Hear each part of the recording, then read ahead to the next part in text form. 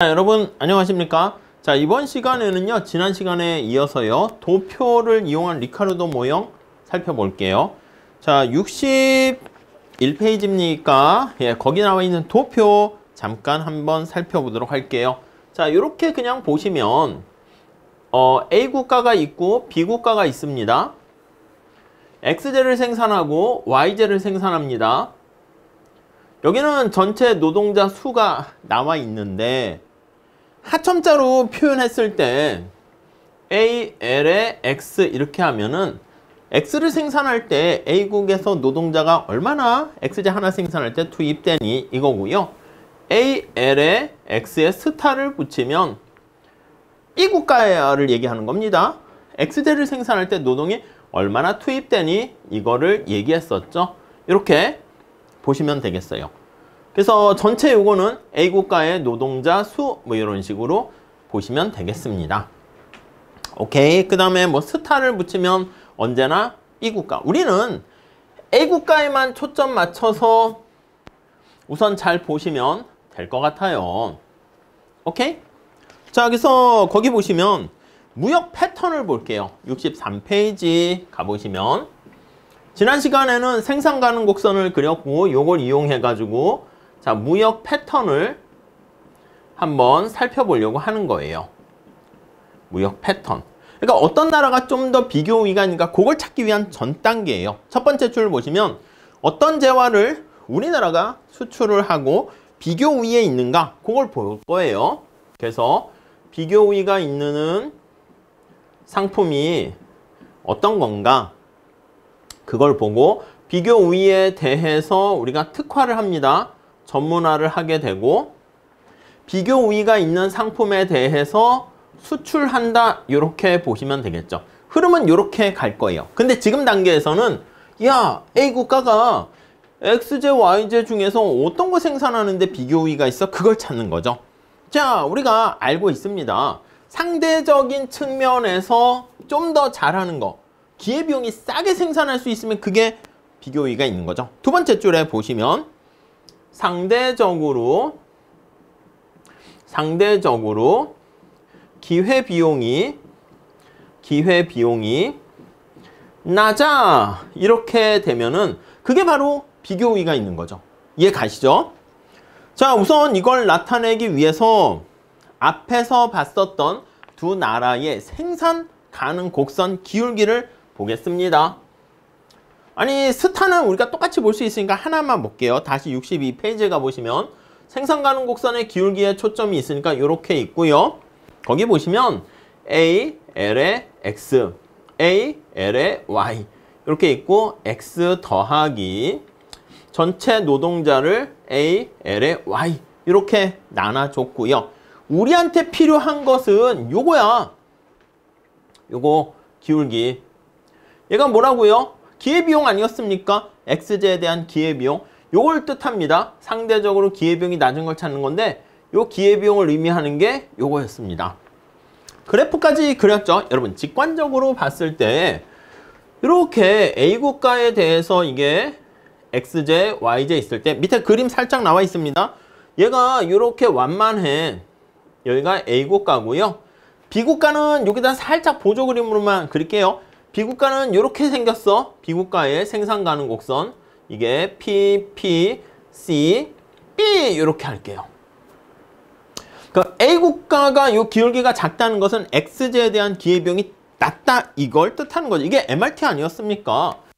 거기 바로 다시 63페이지 거기 가보시면 X제 기회비용을 나타내는데 완만하게 표현을 했습니다. 그래서 이게 기회비용이라고 그랬는데 A, L에 X에 X제 하나 생산하는데 노동자가 얼마나 투입되는가 L에 Y에 이렇게요.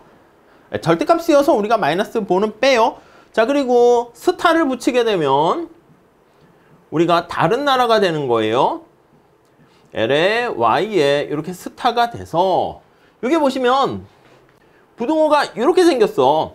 그럼 여러분 초점 맞출 때 이게 분자에 초점 맞춰야 되는 거예요. 그리고 X제의 기회비용이라는 거 우리가 얘기했죠. 자, 그러면 A국가가 X제에 있어서 기회비용이 훨씬 더 싸다 이렇게 보시면 되겠습니다. 그래서 여기 나와 있는 이 정보를 우리가 이용을 하시게 되면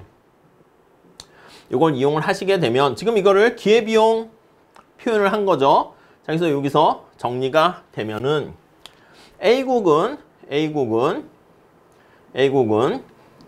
XJ에 비교 우위가 있다 라는 거 알 수가 있습니다. 그러니까 기회비용이 더 싸다 이렇게 보시면 되겠습니다. 이해 가시죠? 자, 64페이지 가볼게요. 이 식은 XJ 기회비용이 B국보다 A국이 더 낮다라는 거 알 수가 있고요. A국은 XJ 비교 우위가 있고 그러니까 XJ를 수출하게 된다. 거기까지 볼 수 있습니다. 자, 우선 첫 번째 무역 패턴 관련해서 어떤 나라가 비교 우위가 있고 그래서 어떤 재화를 수출할 것인가 그거에 대한 정보를 우리가 확인했고요. 그게 이제 첫 번째. 그 다음 이제 두 번째. 다음에서는 상대 가격을 이용해서 두 국가의 무역 패턴을 결정해보자. 그러니까 무역 패턴을 나타내는 방법이 첫 번째는 여기 나와 있는 것처럼 생산 가능 곡선을 이용해서 기회비용으로 바로 나타내는 게 있고요. 그 다음 두 번째는 상대 가격 접근법 이렇게 보시면 되겠습니다. 상대 가격 접근법. 자, 거기 나와 있는 3-7A와 B식 그걸 잘 보셔야 되는데요. 자, 리카르도 모형에서 재화 가격은 단위 노동 투입량의 임금을 곱한 값이다. 이렇게 있어요. 자, 그거 잘 보세요. 아니, X에 대한 가격, XJ 가격, 하점자가, 상점자가 스타가 없으니까 이건 A국이야.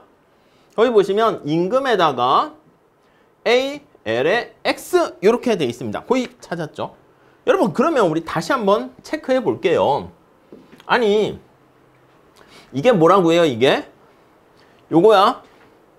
자, A국가가 상점자 스타가 없으니까 A국가가 XJ를 하나 생산하는데 노동자가 얼마나 필요하니 그걸 나타냅니다. 노동자가 만약에 앞에서 지난 시간에 본 것처럼 10명이 필요하다라고 하면요. 10명이 투입되었을 때 XJ를 하나 만드는 거 아니겠습니까? 근데 이 10명이 투입된단 말이야. XJ 하나 생산하는데. 자, 그런데 임금이 얼마니? 이거요. 만약에 임금이 1달러다 라고 하면 그러면 여기 나와 있는 것처럼 생산하는데 비용이 이만큼 들었으니까 이게 바로 생산 가격은 1달러면 10달러 이렇게 되겠죠. 이해 가시죠? 자, YJ도 마찬가지입니다. XJ에 대한 비용이 이렇게 있고요. 노동자에 대한 임금은 똑같다 할게요. 자, 그래서 여기다 보시면 Y도 똑같이 보면 임금은 똑같고 노동이 얼마나 투입됐니? 이렇게 쓸 수가 있어요. 따라오셨죠? 이렇게요. 자, 그러면 이렇게 정보를 얻게 되고요. 오, 약간 여러분 이거 분모분의 분자 비율로 표현하면 W는 지워지는 거 아니야? 임금은 양쪽 다 지워집니다. 지워져요. 근데 여기 보면 A의 비율인데 요거랑 관련이 있잖아. 그게 XJ, Y에 대한 가격으로 바꿀 수도 있겠죠. 되셨죠? 자, 그래서 거기 보시면 이렇게 비율로 표현할게요. 그래서 거기 3-8씩 볼게요. P라고 이렇게 쓰고요. 요거는 PX, PY 이렇게 볼 수가 있겠고 우리 바로 밑에는 스타 붙이면 B국입니다. A국만 잘 봐주세요. 그러면 여기 나와 있는 것처럼 WW 지워지니까 이걸 다시 쓰면 AL의 X, AL의 Y 이렇게 단위 노동량으로 표현할 수가 있겠습니다. 자, 그래서 3-9식 바로 밑에 보시면 리카르도 모형에서 두 재화의 상대 가격은 상대 가격 아니겠습니까? 이게 상대 가격이야. 두 재화의 상대 가격은 이걸 이제 상대 가격을 이렇게 P로 이렇게 표현한 겁니다. 노동의 투입량의 비율에 의해서 결정되고 이게 노동의 투입량의 비율입니다. 노동의 투입량 XY에 대한 비율을 나타내는데 이렇게 이해 가시죠? 얘는 뭐랑 같아요? 이거랑 같네. 이거랑 이해되시죠? 이렇게 이거랑 같네요. 됐습니까? 그래서 잘 보세요. 자, 그게 바로 기회비용이죠. 그러니까 상대 가격의 노동 투입량 비율 이게 바로 뭐랑 같습니까?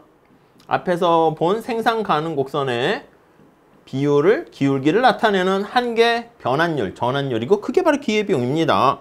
자, 그래서 A국의 XJ 기회비용이 이렇게 되고 A국의 X제 상대 가격 나타내는 거 이걸로 똑같이 되는 거 알 수가 있어요. 그게 제일 중요해. A국의 X제에 대한 상대 가격의 비율은 여기 나와 있는 기회비용의 그걸 나타내는 거랑 동일하다. 자, 그래서 결론 밑줄 치시죠. 상대 가격을 이용하던 이겁니다. 상대 가격을 이용하든 기회비용을 이용하던 오케이?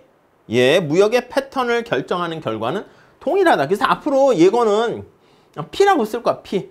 요거는 우리가 B국이니까 P 스타 이렇게 쓸 거야. 그러니까 여러분들께서는 P 쓰면 이게 바로 기회비용과 같은 얘기구나 라고 정리를 하시면 되겠습니다. 자, 그래서 밑에서 세 번째 줄 볼게요. 이처럼 XJ의 상대 가격이 A국에서 더 낮게 되면은 A국은 XJ 비교이가 있게 되고요.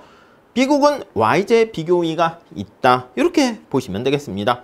자, 리카르도 이 모형에서 생산 가능 곡선이 우리 앞에서 본 것처럼 이렇게 우하형은 직선 아니겠습니까?